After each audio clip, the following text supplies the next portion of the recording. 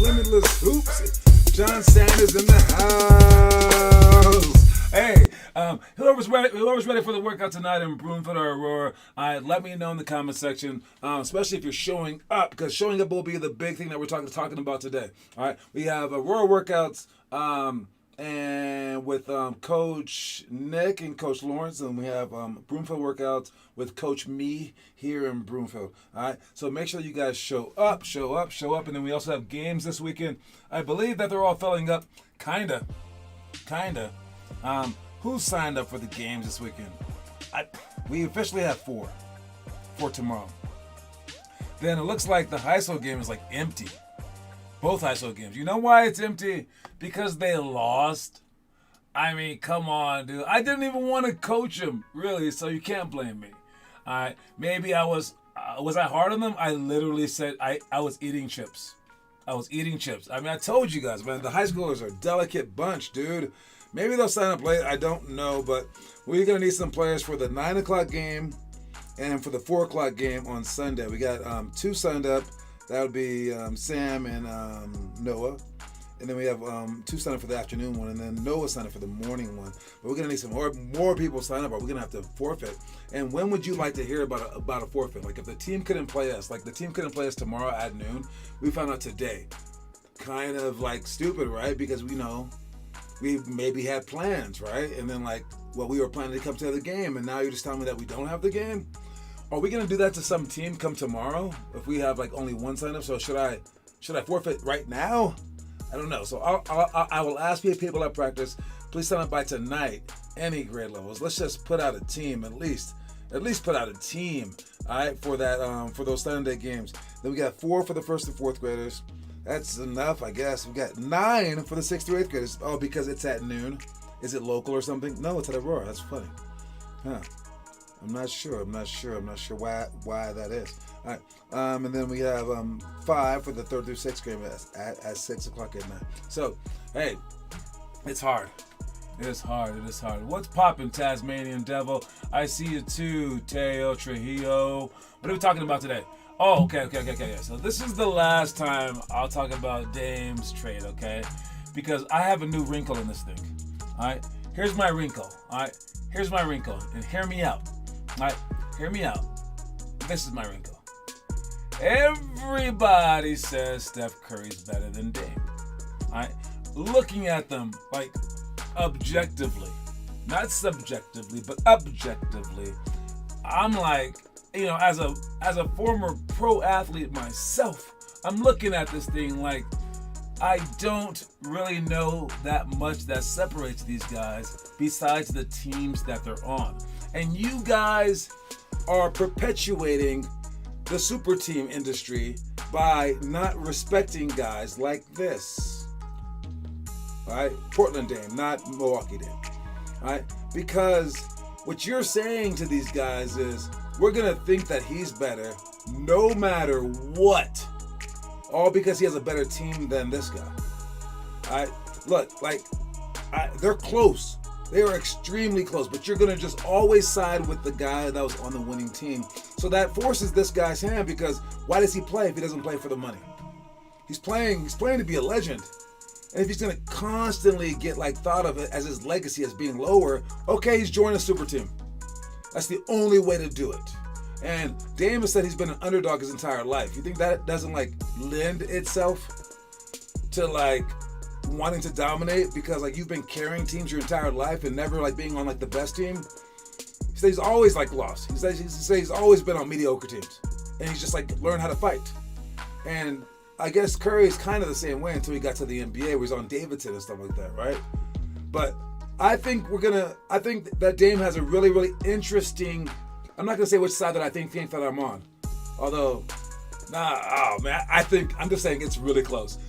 I'm actually on Curry's side on this one, but I think it's Curry by a minuscule amount. Seriously, you switch these two's career, and it's the exact same story. We would be like, yo, that Curry guy in Portland's pretty good though. You'd be like, no, he's not as good as Dame. Didn't you see the alley-oops that Dame was throwing KD? You can't just do that. I mean, so it's a silly conversation because we just, I guess, never know. But it's everything that we kind of stand for as well. All right. So I think the unique stance or the unique position that he's in is that no other players like this. No other NBA players like this. We know that, like, LeBron James is maybe greater than Curry, right? You can maybe argue, maybe. Kevin Durant, all right. But that's about it. I can't think of anyone that's like knocking on this dude's door. What I'm saying is, Portland's Dame Lillard is nowhere near Steph Curry in everyone's minds. But let's just say he has a breakout year this year. Let's just say, you know, because like Luka Doncic could have a breakout year, you wouldn't just put him above Curry, right? Kevin Durant can score 50 points a game. You're not just gonna put him over Curry. Maybe that one. But yeah, Kyrie can do everything better than Curry. You still wouldn't put him above Curry career-wise. But because this guy came from like a nothing team, and because we've compared them before and they are very similar positions, no one in the history of basketball is in a position to leapfrog Steph Curry in 1 year like Dame could. If Dame all of a sudden averages 35 points a game and 10 assists and wins a championship, it would question everything we think that we know about how to judge NBA players, or any players for that matter. We would take a look back and be like, yo, maybe Charles Barkley wasn't horrible just because he never won a championship. Maybe he's better than Robert Horry. I don't know. All right. So I like where this is headed, and I think it's although I don't think Dame is better than Curry, I think he'll get a lot of people thinking he is. All right, and in the end, that's all that really matters. That's what matters to you guys, because he'll have freaking Giannis Antetokounmpo. What are you gonna do when like you can't guard Dame Lillard with 4 guys, and you can't guard Giannis with 4 guys? I mean, you can't have 9 people on the court. Right? It's kind of game over. I don't know. I'm not saying that they're gonna win. I still think that the Suns are gonna win. All right, but man, I don't know. I will tell you this though: if this guy right here can figure it out with CP3 on his team, and they win again, this is just done. This whole side of the conversation is done. All right, because now he has a super team. Now it's time to put up or shut up. All right, let's check the quote of the day. All right, we got Caleb here as well. What's up, Caleb? Caleb, sign up for Games Weekend if you have not. All right, the quote of the day is "Fly fearlessly, regret nothing you love." That's a long quote of the day, man. Because we're on Friday, right? It goes by a number of days, so this is the 6th day of the week. So this is the 6-word quote of the day: "Fly fearlessly, regret nothing you love." I will say that's definitely true, man. Like you wanna go out there, and I spoke about it yesterday a little bit, or maybe the day before, whenever we had practice last, where I said, like, I mean, just go for it. Just absolutely, like, jump, spread your wings, and just start flapping, man. In terms of like working out, in terms of just like, you know, doing all the stuff that the book says. Plug, all right, just going out there and just saying, like, if I want to be a pro, I can be a pro, because you only have one chance at this your entire life, and we're not doing it for basketball. Right? Even if you freaking make D1 and you make the NBA, we didn't do it for basketball. Even if you play 20 years in the NBA, we didn't do it for basketball. It's what happens after basketball. It's what happens around basketball. And if you're putting that much effort into your passion, now anything that lies within your passion, you become amazing at. Whether it be, again, your job, school, friends, family, whatever. All right, your hobbies even, right? And if you can go out there and you can fly fearlessly right now. You're basically practicing for when you have to do it later on in life. And after a while of flying fearlessly, like going out there and giving it your all, you won't be afraid anymore, because you'll be dead used to just going, I'm a little scared right now. Yes. I think that I can't do it. Yes. The odds are against me. Yeah. But you know what?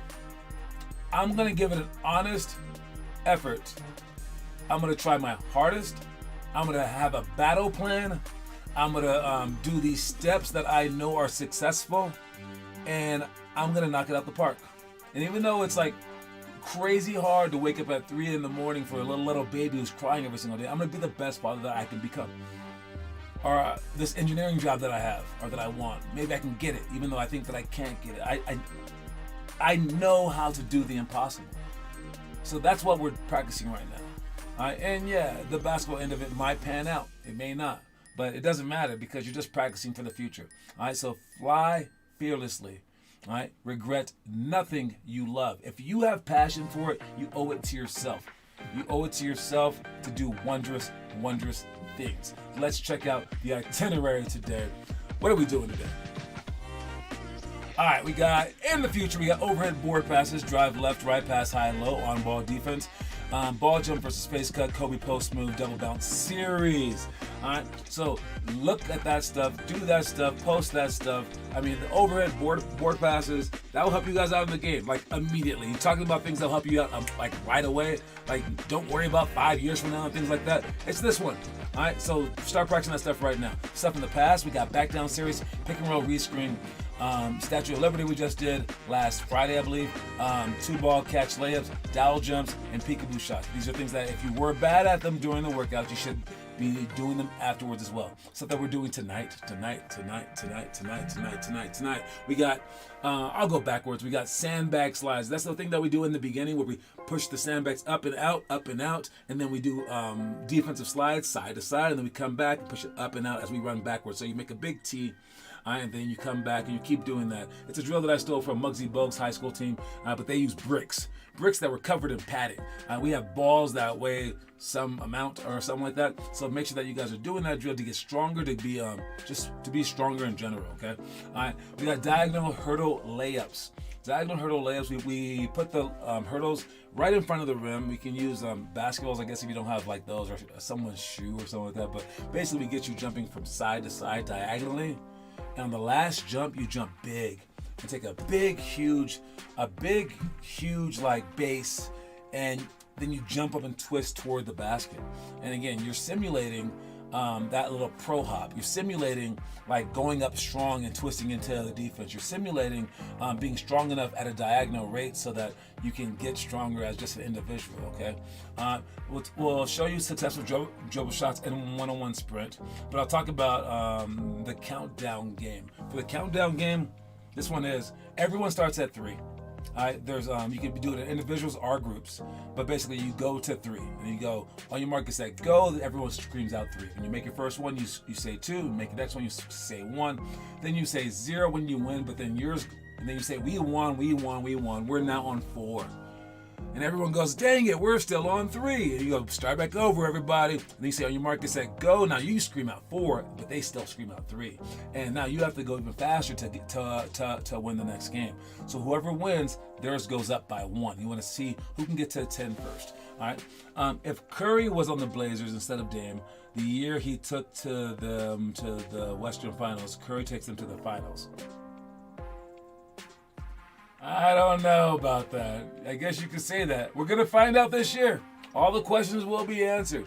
Put up or shut up times right now. All right. Then we got 3, 4, 5, 4, 3, 2, 1, run. This is in partners. You can do it in groups of 3 or groups of 2, where you're just going to be shooting shots. And you're shooting from the corner, from the wing, from the top, opposite wing, corner, and it's from just inside the 3-point line. And again, you're trying to make 3 shots in a row, and you're going to get 1 chance to make 3 in a row. If you don't get that, or if you do get that, you just switch. Shoot my first 3, make my first 3, I shoot 3, then he switches. That's it. He's getting my rebounds, whatever. All right. But if I miss it, well, then I got to start back over at 0, and I'm going to go to 4 in a row. If I don't get 4 in a row, I start back over and go to 5 in a row.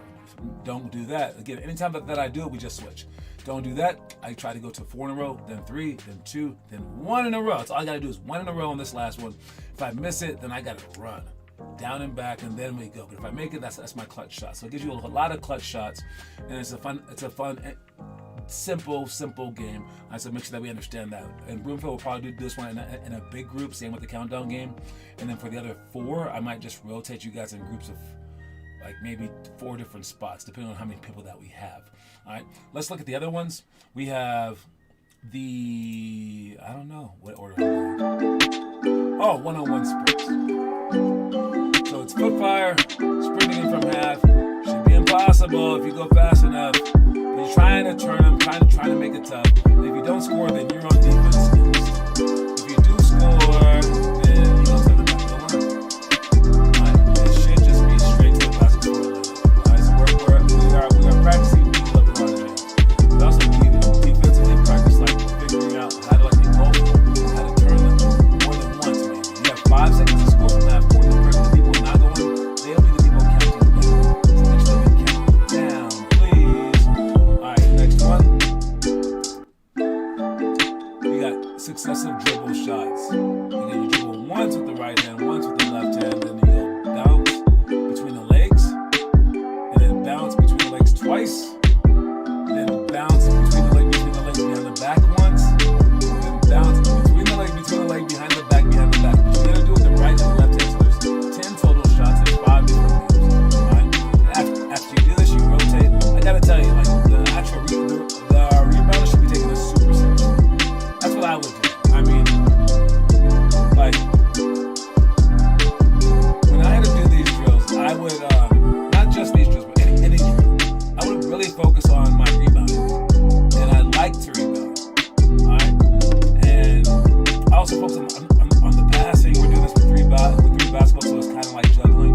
Alright, so when we do these moves, when you do this drill, don't just focus when you're shooting and dribbling. Also focus when you're passing the ball. Throw it accurately. You should care about that, and I cared about that. Right now, I'm trying to do some workouts right now. Man, I can't lie. I've been doing these workouts for 4 straight weeks. I hate it now. I'm on the 4th week. I think it's so hard, dude. I'm like, oh, I gotta do it again. Because I don't like to work out. Alright, so I've never really been strong because of it. But I loved passing.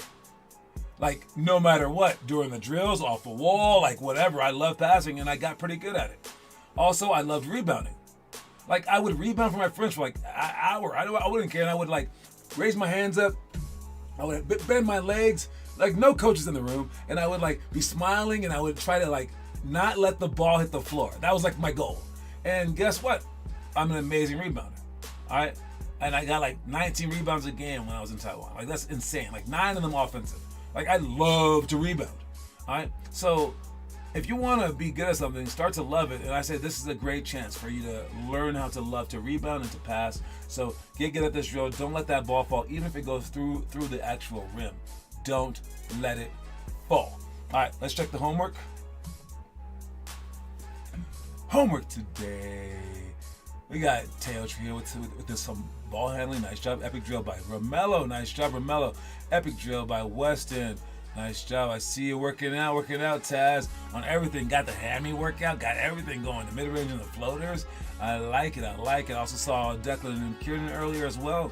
This morning I saw them post. Great job. Everybody doing homework, man. Let's keep that rolling. I'll try to give you guys a bunch of shots too tonight so we can prepare for the games this weekend. I know you guys like that. The arm thingy. I'm not sure what arm thingy is. I'm sure it's something. Is anyone interested in seeing what the arm thingy is? Because who calls it the arm thingy? I gotta at least check. My curiosity has gotten into the best of me. Curiosity killed the cat. It's about to kill John right now. Let's check out the arm thingy. All right, let's see what he's doing for the arm thingy.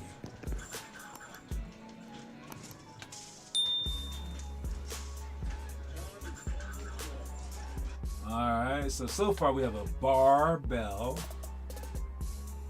All right, can we start? Okay, I would just call this curls. I believe this would be barbell curl. All right, I would say it's just a curl, dude. I don't know, man. It's a seated curl, maybe. Seated. No, post the homework we did together, bro. Come on, Noah. Post the homework, bro. All right, let's check the story of the day, to see what we're talking about today. I think it's a good one. Within just a 5-minute stretch of a game, players are more focused and exhausted than in any 1 hour of practice. Herein lies the shortcut to greatness. The greatest become the greatest by not differentiating between practices and games. Players should put as much effort into a simple drill as they put into the last minute of a championship game.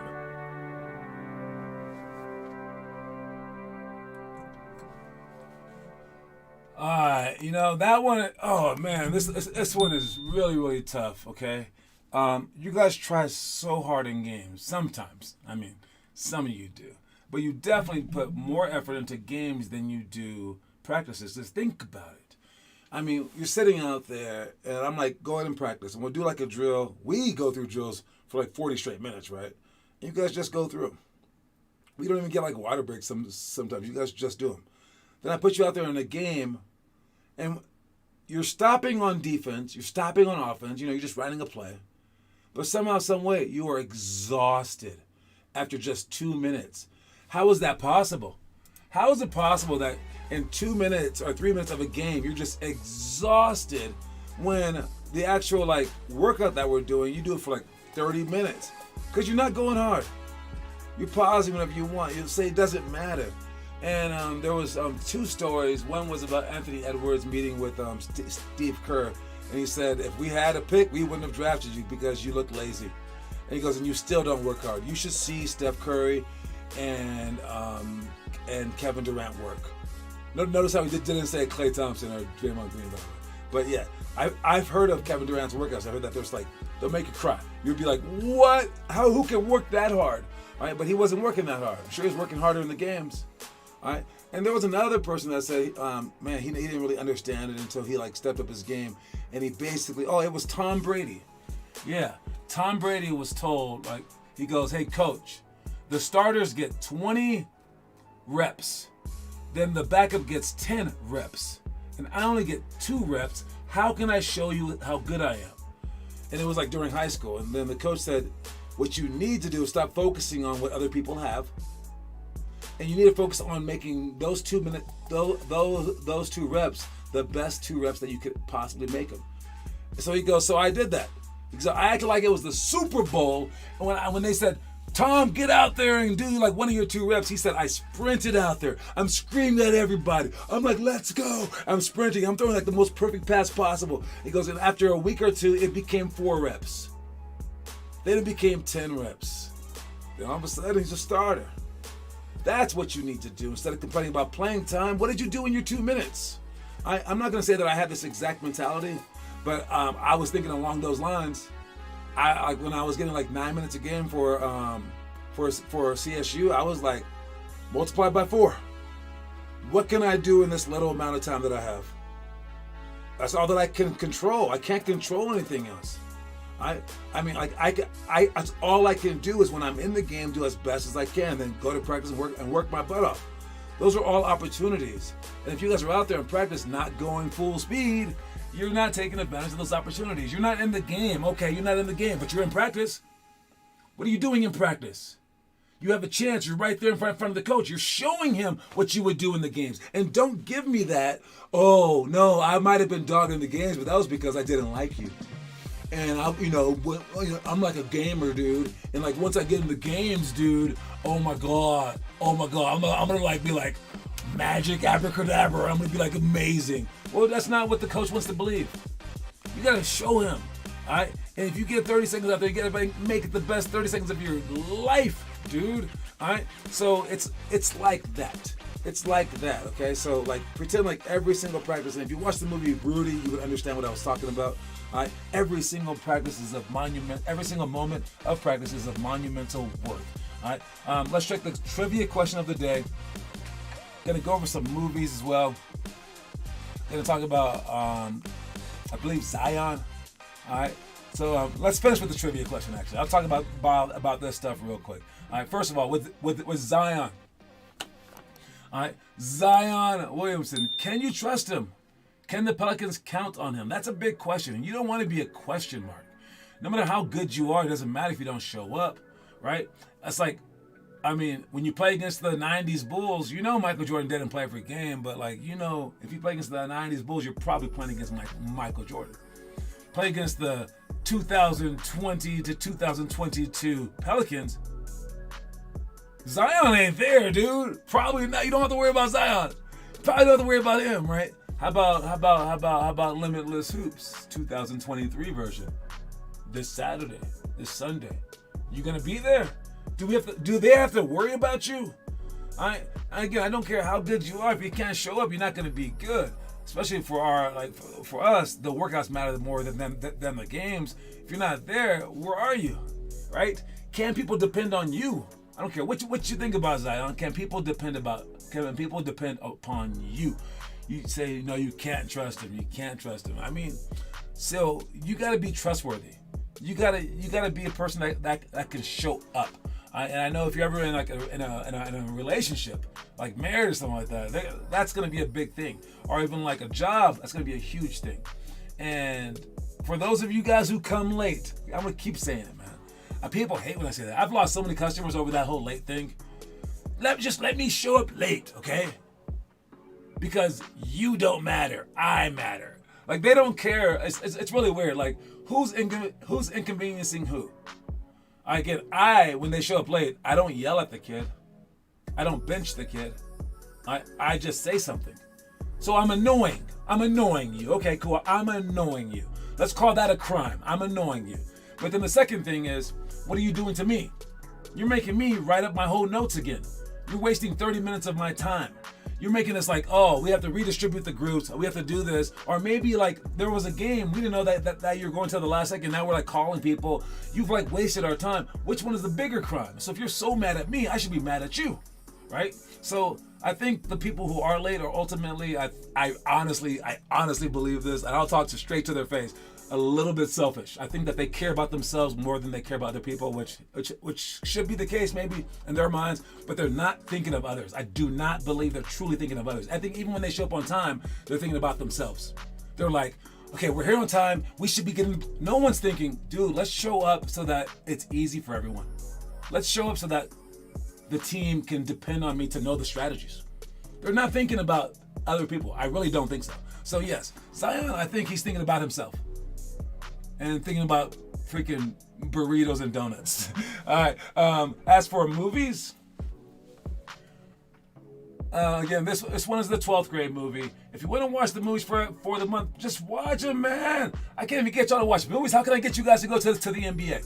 It's my job to like force this upon you to make you go to the NBA, and I'm like, oh no, watch a movie. You're like, nah, that's too hard. All right, but if you want to, first grade. For this is the last couple of days that you can watch these movies for the month is The Pistol, Birth of a Legend.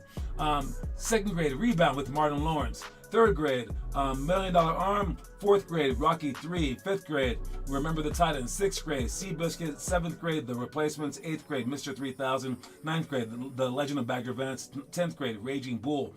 11th grade, Rebound, another rebound movie called The Legend of Earl the Goat Manigault, great movie. And then 12th grade, Sunset Park. As for the trivia question, though, you have 2 minutes to answer this trivia question. Kiernan's obviously won. All right, we're gonna throw him his coin probably tonight. But the trivia question for the day is: which pro team drafted Bob Cousy? Which pro team drafted Bob Cousy? That's the question. You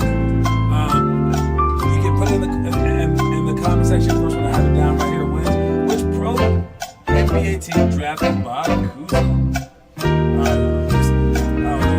Should this one go fast? It's Googleable. Just Google it. Ooh, which pro team drafted Bob Cousy? Robert Smuts. Is that his full name? Robert Cousington. Went through Ellis Island, changed it to Cousy. Anybody? Got about a minute. Celtics is the wrong answer. And that's the answer right there. We got the Tri-City Blackhawks. Cousy was first drafted by the Tri-City Blackhawks, who then traded him to the Chicago Stags because no one wanted him. And then he was drawn by the Celtics in a dispersal draft. I don't even know what that means. He never played for either Tri-Cities or Chicago. crazy, crazy, crazy. Caleb got it, but you still lost for the month. Congratulations to Kieran who won for the month. But that was a battle right there, 7-5. I love it, I love it, I love it. Don't forget that the quote of the day, you guys, during your workouts tonight is fly fearlessly. Regret nothing you love. Don't forget that. Don't forget that. All right, and keep working. Sign up for the games. Show up and show out. And let's get busy, y'all. Let's go, baby. Anyway, peace out, everybody.